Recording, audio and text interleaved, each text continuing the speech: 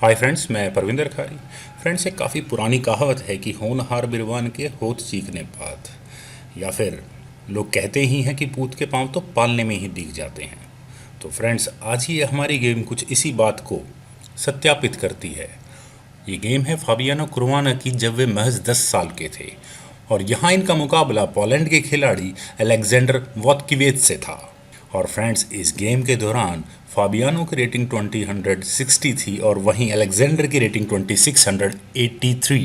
तो आइए फ्रेंड्स, सीधा इस गेम पर चलते हैं। यहाँ गेम की शुरुआत की फाबी ने E4 के साथ, तो अलेक्जेंडर ने चुना सिसिलियन डिफेंस को C5, night F3, G6, D4, bishop G7, bishop E3, knight F6, तो knight C3, C takes D4, bishop takes D4, knight C6, bishop पर अटैक बनाने की कोशिश, तो bishop B5, knight takes D4, queen takes D4। और अब यहाँ black को बस ये नाइट H5 स्क्वायर पर ले जाकर ब्लैक को अपने बिशप पर अटैक बनाना है ताकि वो यहाँ इस क्वीन पर टारगेट बना सके, लेकिन ब्लैक को ऐसा करने का कोई फ़ायदा नहीं है। तो ब्लैक ने यहाँ पहले कैसल किया E5, नाइट पर अटैक, तो नाइट E8, और शायद इससे अच्छा स्क्वायर उसके लिए हो भी नहीं सकता था।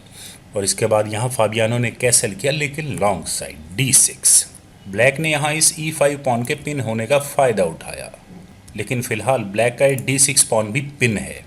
तो मेरे ख्याल से वाइट को यहाँ अपनी क्वीन को हटा ही लेना चाहिए था। वो यहाँ कर सकता था क्वीन H4, ताकि वो यहाँ इस D6 पॉन पर प्रेशर को बना कर रख सके।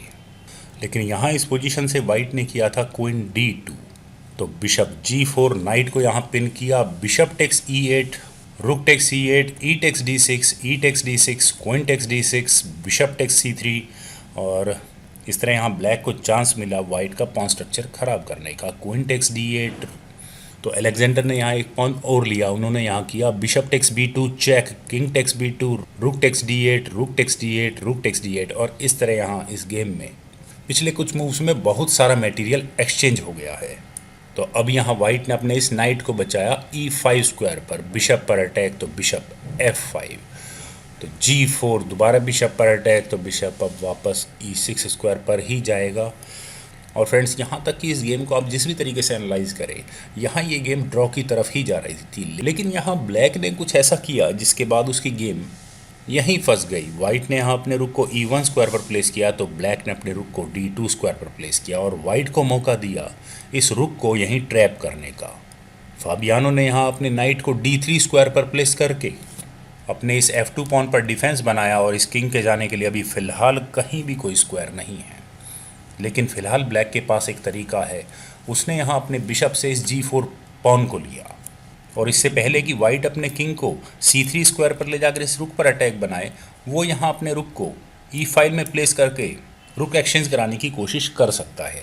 लेकिन यहाँ फाबियानो ने किया H3 और ब्लैक के बिशप को H5 D1 डायगनल से डिफ्लेक्ट कराने की कोशिश की।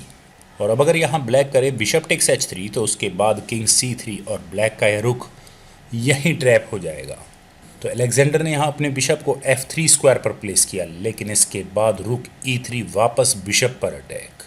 तो अब इस बिशप को कहाँ जाना चाहिए फ्रेंड्स? यहाँ ब्लैक को अपने बिशप को H5 स्क्वायर पर ले जाना चाहिए था। ठीक है, ये पोजीशन थोड़ी क्रैम्प्ड होती, लेकिन ऐसा करने के बाद एटलीस्ट यहाँ वाइट को मौका नहीं मिलता एक्सचेंज अप होने का। यहाँ से अगर ये गेम आगे बढ़ती तो वाइट क्या करता, वो अपने रुक को E7 स्क्वायर पर ले जाता, लेकिन इसके बाद B5, और फिर यहाँ वाइट इस A7 पॉन को ले लेता, रुक टेक्स A7, और इस तरह यहाँ ब्लैक को ज़्यादा से ज़्यादा अपना एक पॉन गंवाना होता। बिशप F3, किंग C3, और फिर इसके बाद रुक E2 करके ब्लैक अपने रुक को बचा सकता था। लेकिन यहाँ इस पोजीशन से ब्लैक ने अपने बिशप को C6 स्क्वायर पर प्लेस किया, और फाबियानो का टैप किंग C1, और ये रुक यहीं फंस गया, और उसे यहाँ ये रुक नाइट के बदले में देना पड़ा। Rook takes D3, rook takes D3, king G7, king D2, king F3, और अब एक्सचेंज अप होने के बाद ब्लैक को यहाँ काफ़ी प्रॉब्लम्स होने वाली है। और फ्रेंड्स, आप अलेक्जेंडर की उस समय की हालत को सोचिए, उनकी रेटिंग यहाँ लगभग 2700 है, और उनके सामने एक 10 साल का बच्चा बैठा है जिसकी रेटिंग भी 2000 के आसपास है। तो उन्हें इस गेम के दौरान कैसा लग रहा होगा? यहाँ फाबियानो ने अपने किंग को E3 स्क्वायर पर प्लेस किया, king G5, king D4, king H4, H3 pawn पर प्रेशर, तो रुक G3, और फ्रेंड्स यहाँ इस पॉइंट पर ब्लैक ने किया था F5, लेकिन यहाँ ब्लैक को करना चाहिए था F6 ताकि ये किंग आगे ना बढ़ सके।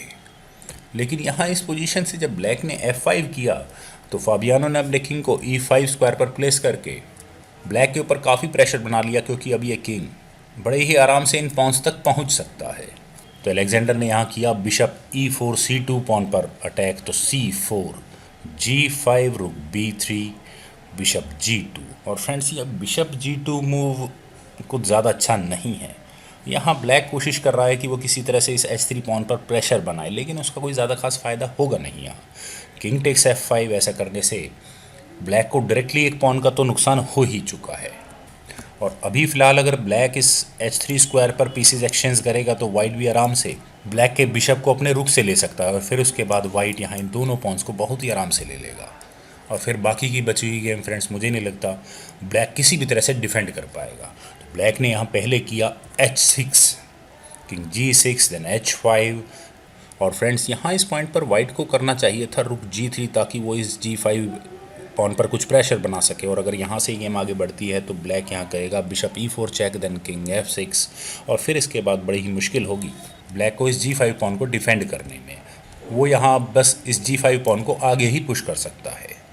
लेकिन यहाँ इस पोजीशन से वाइट ने किया किंग H6, और क्या यहाँ अब H3 स्क्वायर पर मटेरियल एक्सचेंज हो सकता है? सपोज अगर यहाँ ब्लैक करे बिशप टेक्स H3 तो उसके बाद rook takes H3 check, king takes H3, king takes H5, और अब फ्रेंड्स यहाँ वाइट क्लियर एडवांटेज में होगा।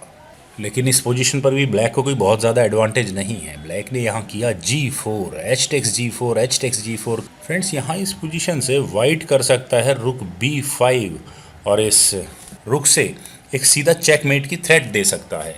तो अब यहाँ ब्लैक के लिए फोर्स्ड मूव होगा कि वो अपने इस जी पॉन को आगे पुश करे और किंग के लिए थोड़ी जगह बनाए। अगर वो यहाँ करे G3 तो उसके बाद रुक H5 चेक, किंग G4 रुक G5 चेक, और इस तरह यहाँ वाइट को ये जी पॉन मिल जाएगा, king F3 F takes G3, और ये सिचुएशन क्लियर विन होगी वाइट के लिए। लेकिन यहाँ वाइट ने अपने किंग को G6 स्क्वायर पर प्लेस किया, बिशप F3, और अब ब्लैक के किंग का इरादा सेकंड रैंक में पहुंचने का है।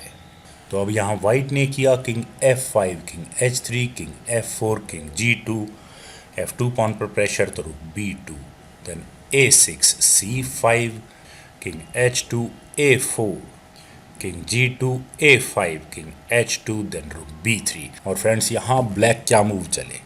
अगर वो यहाँ अपने बिशप को G2 स्क्वायर पर मूव करता है तो वाइट का किंग इस G4 पॉन को ले लेगा, और अगर यहाँ इस पोजीशन से ब्लैक इस G2 पॉन पर डिफेंस रखता है अपने बिशप को कहीं किसी दूसरे स्क्वायर पर मूव करके, तो वाइट का ये रुख इस B7 पॉन को ले लेगा। तो ब्लैक के लिए तो अब यहाँ काफ़ी प्रॉब्लम्स हो चुकी हैं। तो उसने यहाँ किया किंग G2, अपने बिशप पर डिफेंस किया। लेकिन इसके बाद फ्रेंड्स मैं यहाँ चाहूँगा कि आप इस वीडियो को पॉज करें और वाइट के लिए वो मूव ढूंढे जिसे चलने के बाद यहाँ ब्लैक ने रिज़ाइन कर दिया।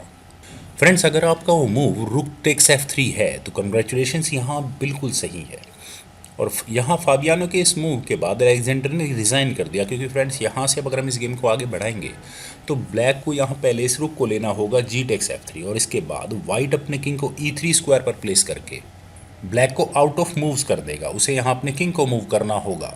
सपोज वो यहाँ अपने किंग को H3 स्क्वायर पर मूव करता है तो उसके बाद किंग टेक्स F3, और इस तरह यहाँ एंड गेम के लिए इस क्लियर पासर के साथ खेलना ब्लैक के लिए बहुत बड़ा टॉर्चर होने वाला है। तो फ्रेंड्स महज 10 साल की उम्र में फाबियानो का इतना ज़बरदस्त गेम, उनकी कैलकुलेशंस यहाँ कितनी अच्छी थी।